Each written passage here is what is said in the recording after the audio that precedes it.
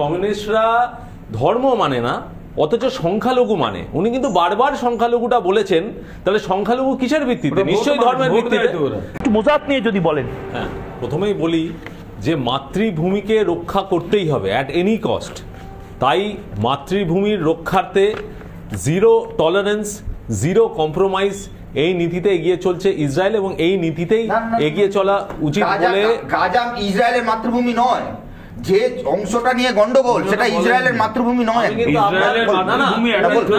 উনি যখন আমাকে তখন আমি ওনাকে একটা কথা বলতে চাই, ঠিক আছে, যে কমিউনিস্টরা ধর্ম মানে না, অথচ সংখ্যালঘু মানে। উনি কিন্তু বারবার সংখ্যালঘুটা বলেছেন, তাহলে সংখ্যালঘু কিসের ভিত্তিতে? নিশ্চয়ই ধর্মের ভিত্তিতে। হ্যাঁ, নিশ্চয়ই ধর্মের ভিত্তিতে। আমি কিন্তু ওনাকে ইন্টারাপ্ট করিনি এবং আশা করবো না, ঠিক আছে। তাই এই নীতিতে ইসরায়েল এগিয়ে চলেছে। এইবারে ইসরায়েলে পেছনে লাগার অর্থটা কি, সেটা হামাসের অর্থমন্ত্রী মনে হয় নরকে বসে উপলব্ধিটা করছে। ইসরায়েল দেশ হিসাবে তার চরিত্র কি, ইসরায়েল কতটা শক্ত বুনিয়াদের উপর দাঁড়িয়ে আছে, সেটা আমরা ছোট্ট করে কয়েকটা অপারেশন, সাকসেসফুল অপারেশনের মাধ্যমে জেনে নেব। প্রথম হচ্ছে 1966 সালের অপারেশন ডায়মন্ড। তো সেই সময় কি হচ্ছিল, ইজিপ্ট, সিরিয়া, ইরাক এরা ইসরায়েলকে খুবই ডিস্টার্ব করছিল, এবং ইসরায়েলের উপর এদের অ্যাডভান্টেজ ছিল, কারণ ইসরায়েলের কাছে MiG-21 বিমান ছিল না, যেটা এদের কাছে ছিল। এবং MiG-21 তখন ম্যানুফ্যাকচার করতো একমাত্র রাশিয়া, যার জন্য এর টেকনোলজিক্যাল যা সিক্রেটগুলো ছিল সেগুলো রাশিয়া ছাড়া কারো কাছে অ্যাভেলেবল ছিল না, এবং ইসরায়েল চেয়েও কারো কাছ থেকে এই বিমানটি কিনতে পারছিল না। তাই ইসরায়েল কি করে, ইসরায়েল একজন ইরাকি খ্রিশ্চান পাইলট যে ওখানে অপ্রেসড হচ্ছিল তাকে সমস্ত সাপোর্ট দেয়, এবং সেই পাইলট কি করে, সুদূর ইরাক থেকে MiG-21 বিমান উড়িয়ে নিয়ে সোজা ইসরায়েলে চলে আসে। এরপর নেক্সট হয় 1967-তে 6 ডে ওয়ার, যেখানে ইজিপ্ট, সিরিয়া, জর্ডান, লেবানন সবাই মিলে ইসরায়েলের উপর হামলা করে দেয়। কিন্তু ততদিনে ইসরায়েলের কাছে MiG-21-এর যে ফর্মুলাটা সেটা চলে এসছে, রিসার্চ অ্যান্ড ডেভেলপমেন্ট হয়ে গেছে, এবং ইসরায়েল মাত্র 6 দিনে সেই যুদ্ধ জিতে যায়। এরপরে হয় 1972-এ অপারেশন রথ অফ গড।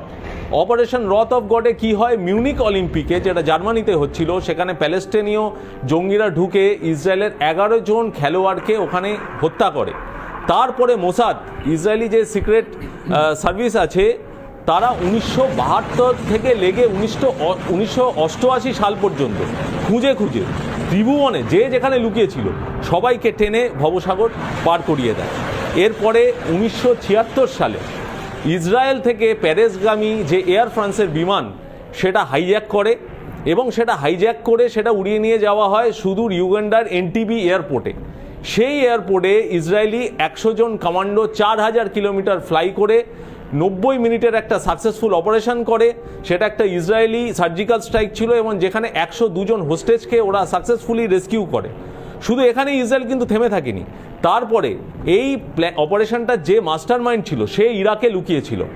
হুট করে দেখা যায় যে সেই মাস্টার মাইন্ডের শরীর খারাপ হতে শুরু করে, সে নানান ডাক্তারের কাছে যায়, হসপিটালের কাছে যায়, কিন্তু কেউই ডায়াগনোস করতে পারে না।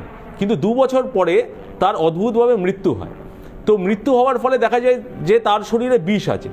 সেই সময় তার গোটা রুমের ইনভেস্টিগেশন হয়, কিন্তু কোথাও খুঁজে পাওয়া যায় না যে এই বিষের। আপনি কি আসলে হামাসকে ভয় দেখাচ্ছেন না আমাদের ভয় দেখাচ্ছেন?